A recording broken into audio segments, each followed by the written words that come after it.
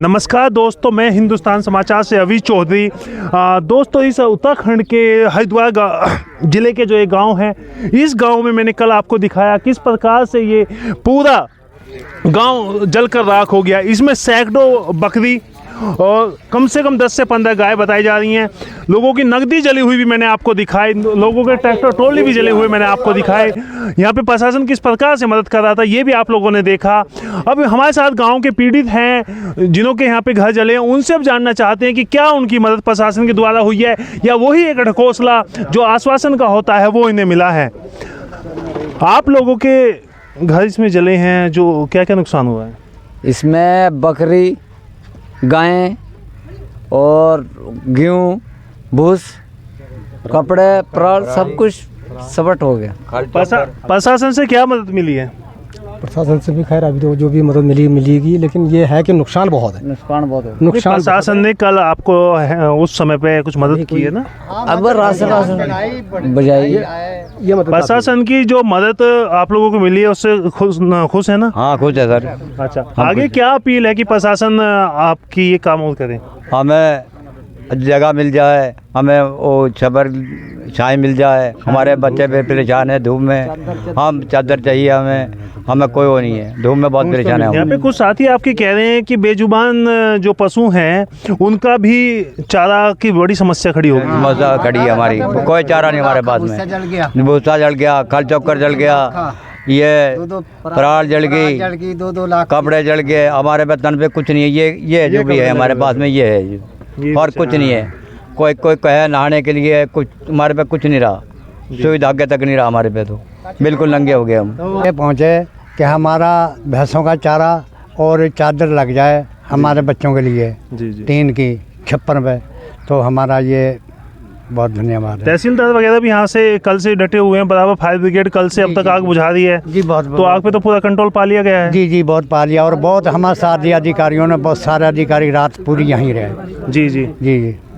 Depot साहब ये भी चारे, हमारे सचिव साहब ये भी सारे पूरी रात यहीं रहे। भारतीय किसान यूनियन इंडिया के नेता भी आपके पास बीच पहुंचे हैं। उन्होंने बताया कि प्रशासन से उनकी बातचीत हुई तो प्रशासन ने हर संभव मदद की भी प्रयास किया और प्रयास मिला भी आप लोग? बहुत मिला।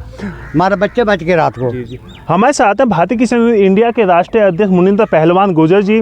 वो भी इस बस्ती के बीच में कल से अपने यहाँ पे सहयोग कर रहे हैं और प्रशासन को बराबर बातचीत भी कर रहे हैं। मुनिंदर जी, किस तरीके का माहौल अब आपको लग रहा है? मुझ पे जिला अध्यक्ष जी का फ़ोन गया था, पाई जी का। कल हम 2.5-3 घंटे में गाड़ी खींच के वहाँ पहुँचे पाई साहब के घर, तो वहाँ पता लगा कि आग यहाँ नहीं, आग उधर लगी है जी। थोड़ा आगे जी जी। तो हम यहाँ पर आए जी। तहसीलदार वगैरह यहाँ मिले और बड़ा उच्च अधिकारी, कोई बड़ा अधिकारी नहीं था उस मौके तक। मैंने डीएफओ साहब को फ़ोन किया, उन्होंने कहा मैं भी आ रहा हूँ अध्यक्ष जी और मैं एसडीएम साहब को भेज रहा हूँ।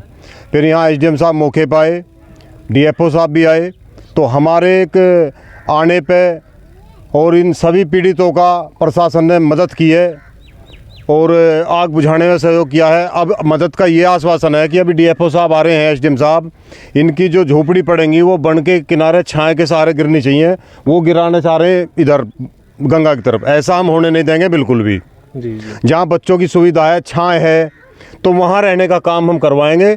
बाकी ये गंगा में कहने लगे, ऐसा प्रशासन की भी तानाशाही बिल्कुल नहीं चलने देंगे।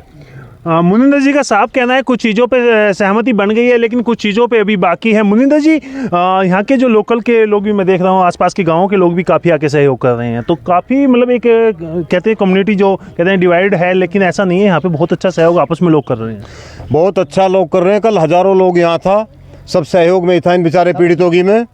और मैं सभी जितने भी पीड़ित या क्षेत्र के लोग यहाँ आए हैं, बिरादरी के, गैर बिरादरी के, शासन और प्रशासन के, सभी का मैं कोटि इस बात का धन्यवाद करना चाहूँगा। कितने घरों की लिस्ट वगैरह अब आपको भी प्रोवाइड होगी? कितने घरों की लिस्ट? कम से कम मेरी नज़रों में 100 झोपड़ी जली हैं, 100 घर जले हैं। अच्छा।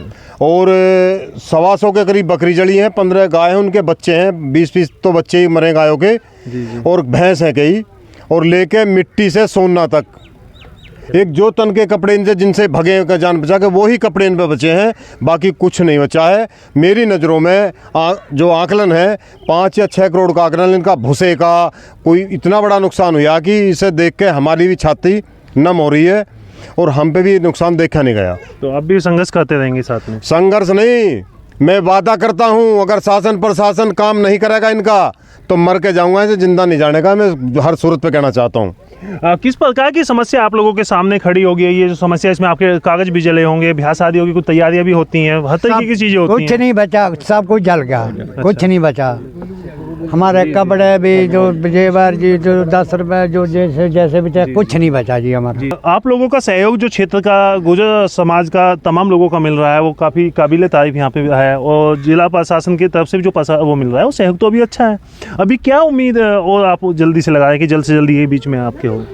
अभी मेरी एसडीएम साहब से बात हुई है, उन्होंने ये बताया है कि हम यहाँ नहीं हैं, फ़िलहाल हम देहरादून एक मीटिंग में हैं, लेकिन हम फ़ोन करके जो टेंट यहाँ आया है उसकी व्यवस्था वहीं करवाते हैं जहाँ के लिए आप लोग कह रहे हैं। अच्छा, सहमत है वो आपसे? अभी तक तो सहमत है, लेकिन ये नहीं पता कि अभी बातों बातों में सहमत है या काम भी होगा। अच्छा, हम तो जब ही मानेंगे जब टेंट वहाँ लगेंगे, काम होगा, जब ही हम समझेंगे कि सहमत है।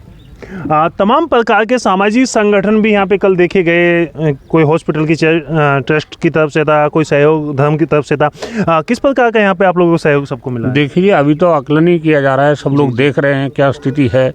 अभी तो शासन प्रशासन से आश्वासन है, पर धरातल पे अभी कुछ ऐसा नहीं दिखाई दे रहा ताकि उनके बच्चे छाए में बैठ जाए या उनको टेंट की या कोई ऐसी सुविधा दी जाए। और गुर्जर के पास जो भी था, नकदी, जेवर, पैसा, भूसा, प्राल सब खत्म हो गया है। उनकी जीवन जो है इस टाइम बहुत दुखी हैं, और उनके लिए शासन से हमारी तो ये गुजारिश रहेगी कि ज़्यादा से ज़्यादा इनकी मदद की जाए और किसी भी तरह इनके बच्चों को जो है पहले आसरा देने की भरपूर कोशिश की जाए। जी जी, मेरा ये है। तो कल राशन का सहयोग तो यहाँ पे तुरंत हुआ था, पानी वगैरह का साधन भी हुआ, फायर ब्रिगेड भी कल से बराबर चल रही है। मैं उनका धन्यवाद कर रहा हूँ, मैं प्रशासन की बुराई नहीं कर रहा हूँ, पर मेरा कहने का मतलब अभी जिस तरह से उन बच्चों को आसरा छाए का होना जरूरी है वो सबसे पहला काम रहेगा। जो खाना यहाँ पे कल भेजा गया था वो पर्याप्त था? बिल्कुल पर्याप्त था। शासन प्रशासन ने सामग्री खाने की यहाँ पर पर्याप्त की है और जो आग बुझाने में पूरा हमारा प्रयास किया है। और मैं शासन प्रशासन से ये अपील करता हूँ कि जो ये आग लगी है, ये ग्रासलैंड जो फूस है इसकी वजह से आग लगी है, आगे से जो हमारा परमानेंटली बन जाए वो चादर, सीमेंट चादर लग जाए, जिससे परमानेंटली आगे से भविष्य में आग न लगे। ये मेरी प्रशासन से अपील है। अध्यक्ष साहब, ये भी एक बड़ी समस्या यहाँ की बनी हुई है कि जो फूसा है वो अभी तो मिलेगा नहीं, 3 से 4 महीने का समय करीबन लगेगा इसमें, जैसे ग्रामवासी बता रहे हैं। तो इतने क्या वो टेंट भी रहेंगे? वो टेंट भी रहेंगे, और जो पत्थर की चद्दर है सीमेंट की, उस चद्दर का प्रशासन इंतजाम कराएगा, हर सूरत में कराएगा। मैं वादा करता हूँ कि प्रशासन ऐसा अंधा नहीं है, प्रशासन के लोग भी हमारे भाई बैठे हैं वहाँ पे, और जो धामी मुख्यमंत्री जी हैं, हमारे माननीय मुख्यमंत्री जी, वो भी सीन को देख रहे हैं कल से। सरकार से मुझे ये उम्मीद है कि वो काम कराएंगे शासन प्रशासन, और नहीं कराएंगे तो हमें फिर मजबूर होना पड़ेगा सड़कों पर उतरने के लिए। फिर हम सिर से कफन बांध के उतरते हैं, ना किसी की रिपोर्ट से डरते, ना जेल जाने से डरते, ना मरने से डरते। फिर हम डीएम का भी घेराव करेंगे, डीएफओ का भी घेराव करेंगे, और मुख्यमंत्री कार्यालय का भी घेराव करेंगे। नहीं, ये जो एक समस्या है यहाँ पे फूस वाली इस गांव में हुई है, ये घटना इसलिए लोगों की चर्चित में आई है, इस लोग लिए शासन के लोगों, ग्रामीण वासी आवाज़ उठा रहे। लेकिन असली जो समस्या है, ऐसे 1-2 गाँव नहीं है, सैकड़ों यहाँ पे गाँव हैं। उन सैकड़ों गाँव में यही छप्पर हैं, आग किसी में भी लग सकती है, परिवार किसी का भी जल सकता है। क्या धामी सरकार इस एक ही गांव के लिए ये योजना लेके आएगी या तमाम गांवों के लिए आप अपील करेंगे? तमाम गांवों के लिए लड़ाई लड़ेंगे। चद्दर जो है तमाम गांव के लिए होनी चाहिए। जी जी, पूरे सबको, कोई जितने भी मन गुजर हैं। जी, ये जो फूस का जो आप लोगों ने छप्पर डाला हुआ है, इसका तो पूरे क्षेत्र में ही होगा ना? कितने गाँव इससे प्रभावित हैं? ऐसे पूरे क्षेत्र में हैं। यहाँ पर काफ़ी सारे लोग हैं जो कि कम से कम हरिद्वार ग्रामीण है ये, इसमें 20,000 वन गुजरों के वोट हैं। तो आप देखिए कि कितने छप्पर होंगे। प्लस एक परिवार को 4 छप्पर चाहिए होते हैं, किचन के लिए, बैठक हॉल, पशुओं का चारा आदि रखने के लिए। तो जो है यहाँ समस्या एक और है, सबसे बड़ी बात, इस मौसम में फूस कहीं भी अवेलेबल नहीं है। ये बरसात में बारिश होने से बाद फूस होगा, जब तक कैसे चलेगा? तो हर हाल में सीमेंट चादरें चाहिए ही चाहिए। दूसरी बात, फॉरेस्ट से जो ये हमारे डेरे हैं, छप्पर बोला जाता है इन्हें, इन डेरों को जो तैयार किया जाता है ये लकड़ी लगाकर तैयार किया जाता है। फॉरेस्ट से ये लकड़ी भी चाहिए। जब हम फॉरेस्ट में रहेंगे तो लकड़ी कहाँ से लाएंगे? फॉरेस्ट से लकड़ी भी चाहिए, ये भी समस्या सामने आ रही है। फॉरेस्ट से लकड़ी डीएफओ साहब से हम बात करेंगे, वो लकड़ी का भी इंतजाम कराएंगे। जी जी जी। और नहीं कराएंगे तो फिर डीएफओ साहब के कार्यालय में सारे वन गुजर अपने बच्चों को लेकर पशुओं को लेकर डीएफओ साहब के कार्यालय में बांध देंगे पशुओं को ले जा करके। जहाँ पर प्रशासन शासन और सरकारें बड़ा बड़ा दावा करती हैं, पर वहाँ पे स्थिति हम देखते हैं कि सैकड़ों गांव अभी भी छप्पर पे मोहताज हैं। इनमें ना बिजली है ना पानी है, दूसरी बात ना ही है ट्रांसपोर्ट के लिए कोई रास्ता है। हालांकि ये वन गुजर माने जाते हैं और ये वन विभाग के अंदर आते हैं, लेकिन बेसिक चीज़ों की जरूरत तो सबको होती है, स्कूल की जरूरत तो सबको होती है। अब देखते हैं कि प्रशासन जिस प्रकार से यहाँ पे सहयोग कल से कर रहा है, आगे भी सहयोग कर पाएगा नहीं कर पाएगा। आप देखते हैं हिंदुस्तान समाचार, मैं अभी चौधरी, नमस्कार।